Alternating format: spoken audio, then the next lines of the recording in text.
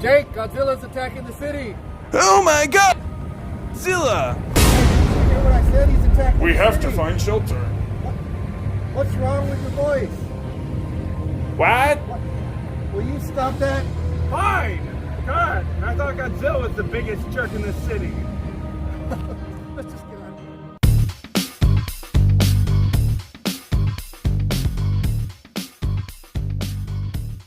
This episode is sponsored by txcitizen.com, local New Braunfels news that's exclusively online and completely free. If you're looking for a home in New Braunfels or the surrounding areas, Lorna Gentz is the realtor for you. She's got over 16 years experience and numerous accolades to her name. Visit her today at facebook.com/LGentzRealtor. Hello and welcome to another episode of Pop Culture Geekery. I'm Joe Soliste, and today my guest host is Jake Howard, right? Did I get your last name? I think we heard that from here, so. Alright, that worked. Yeah. But so tonight we're going to go over the new movie Godzilla, King of the Monsters. And so it's going to be no spoilers, so don't worry about that. There really is not too much to spoil this movie. I guess you could spoil it in the sense of maybe like a boxing match where you tell the results. But yeah, that's basically what you can tell. And even then, it'd be like, no way. Yeah. So real quick, just wanted to kind of briefly go over our personal histories with this character. Obviously, this character's been around since 1954, if I'm correct. So it's, you know, almost 70 years. And for me, Godzilla was just one of those characters that, you know, he was always on TV. You know, I don't know that I ever actually sat through an entire Godzilla movie. I would just sit through the fights. And then when I go back to the humans, you know, I'd probably stop. But, and then unfortunately I had to suffer through the 1998 movie with Matthew Broderick. So, so that's my history with this character. What about you?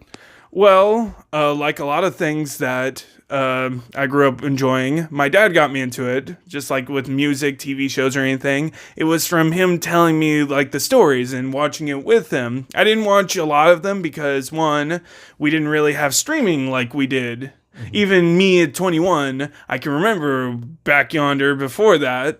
And so it wasn't really accessible unless we were on like the Sci-Fi Channel and we caught like half of like the one with Mothra and Mechagodzilla and Destroya and all that. Yeah, see, I didn't even get into all those. I knew enough about the character to at least recognize all the creatures that were advertised for this movie, which I'm kind of glad they were, because that would have made it really hard to talk about if they hadn't have done that. But just real quick, you know, I didn't watch the 2014 Godzilla. I know you did, but we watched it this week so I could catch up on it. My just real quick feelings about it. I honestly, it was just a tease. I would have given it a 5 out of 10 back then because it was really frustrating, because it was just like, hey, Godzilla's about to fight. Nope, wait, here's the humans, you know? So, and I know you kind of felt the same way about that, right? I fell asleep. Yeah. I don't know if you remember, but I was like, huh? Oh, cool. The ending that I like. Yeah. All right, let's go home. Yeah. So yeah, I would also give it a 5 out of 10. It was cool, but it was just so much of a tease. Mm-hmm. I didn't really care for the humans because in the end, the humans aren't really the main focus of Godzilla movies. They're not the main protagonist. Godzilla is. And that's always how it's been, and that's how it works. Yeah. And so, you know, with this movie, it's the third movie in what has been dubbed as the Monsterverse. Of course, you had the 2014 Godzilla, and then we had Kong Skull Island, which I actually need to catch up on as well. Same. But we have a lot of familiar faces in here, and so I thought it'd be fun to just name them off based on how I know them, whether they be from movies or TV. So here we go. So we have Norma Bates from the Bates Motel. We have that guy from Friday Night Lights, because I don't know him from anything else. We have Eleven from Stranger Things. We have Ra's al Ghul from Batman Begins. We have the girl from Shape of Water, who those last two are returning from the previous movie. Oh, yeah. We have the girl from Crouching Tiger, Hidden Dragon, who I swear to God, even though it's been 20 years, she looks exactly the same. Mm-hmm. And we actually have a human who's a villain too. We have Tywin Lannister. So, yeah, but it's always weird having human villains in monster movies, just because, you know, if the monster is going to be the protagonist, then the monster's got to be the antagonist as well. yeah, and that's one thing. I guess we'll get to talking about the story. You know, I know, like you were saying with the first Godzilla or the 2014 Godzilla, you know, you really didn't care about the human story. This one I actually cared a lot more, and I guess it's because the cast of characters to me was more enjoyable. Maybe just because I knew them all, or there was definitely a lot more of them than last time. I mean, you know, you had Bryan Cranston in the first one, and then, you know, Quicksilver and Scarlet Witch, you know,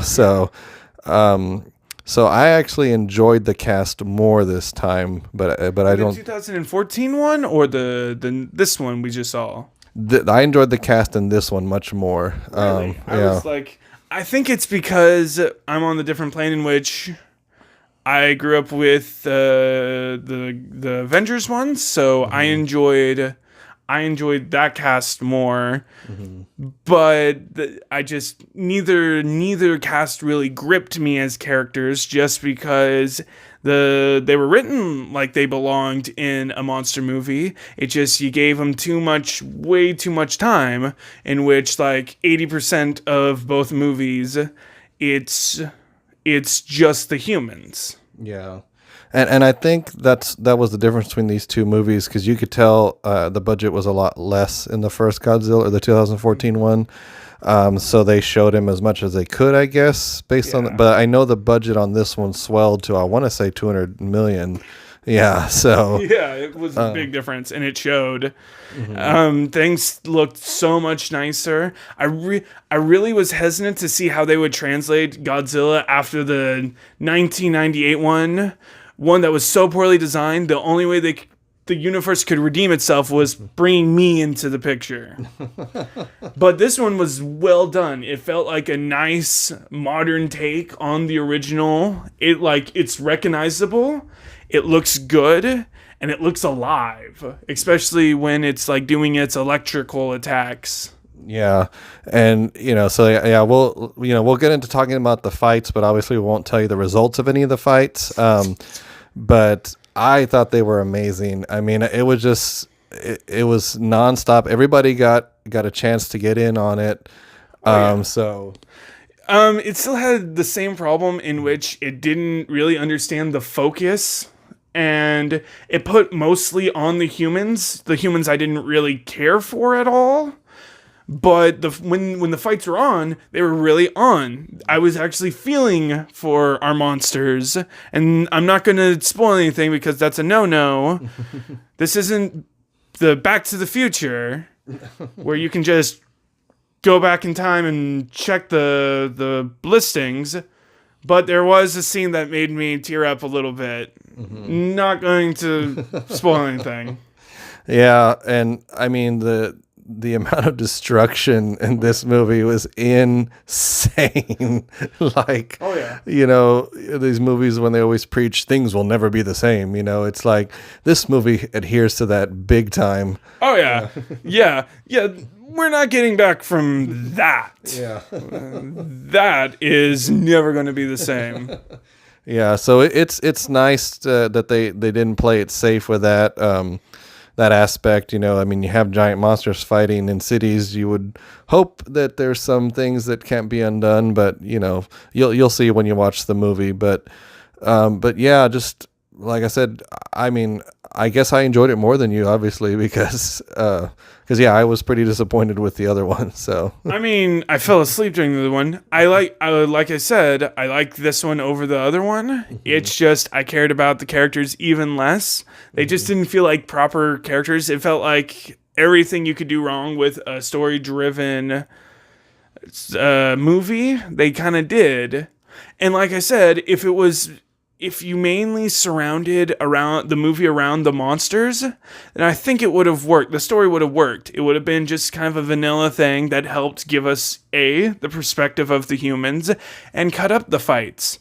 But instead, And there was a lot of parts in the fights that really disappointed me because you cut away from the parts when it's getting really good, and you're giving us what the humans are doing, which once again isn't bad. It's just it's cutting away from the important parts, and I think that's where this suffered.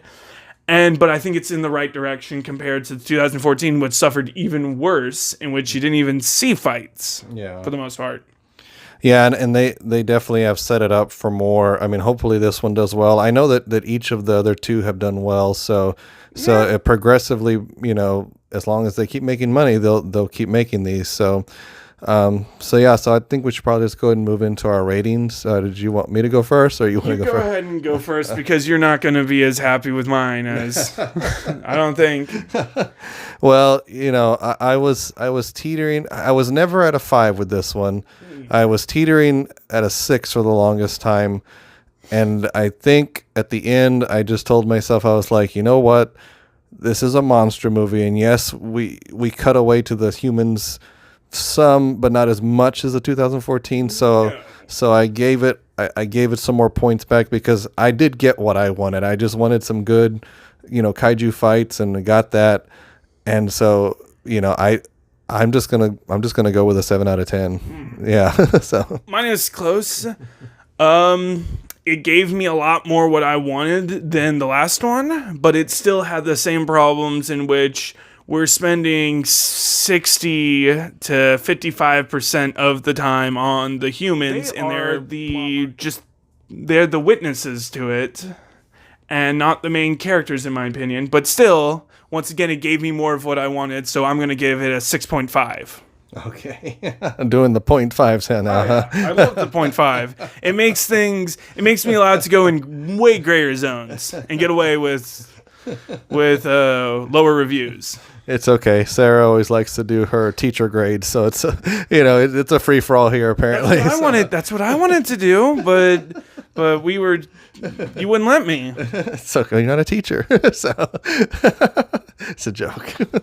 Anyway, so yeah, guys. So, I mean, it's definitely one of those big summer blockbuster popcorn movies. It's just meant for you to go have fun. And I mean, after that, there's enough on the big screen to where I think if you watch it in IMAX or something, a theater with great sound systems, and you'll really enjoy it. So, but anyway, just want to say thank you to those of you who've already subscribed. If you haven't subscribed yet, please consider subscribing. If you like this video, please hit like, and check out all our other social medias. Have all the links below. But thanks, Jake, for coming on tonight. Thanks for having me on. It was a lot of fun. It was a lot of fun going to you to go see that movie. Yeah. So anyway, guys, so just keep watching for all these reviews. We've got some more great ones coming up here in the summer, and we will see you guys next time.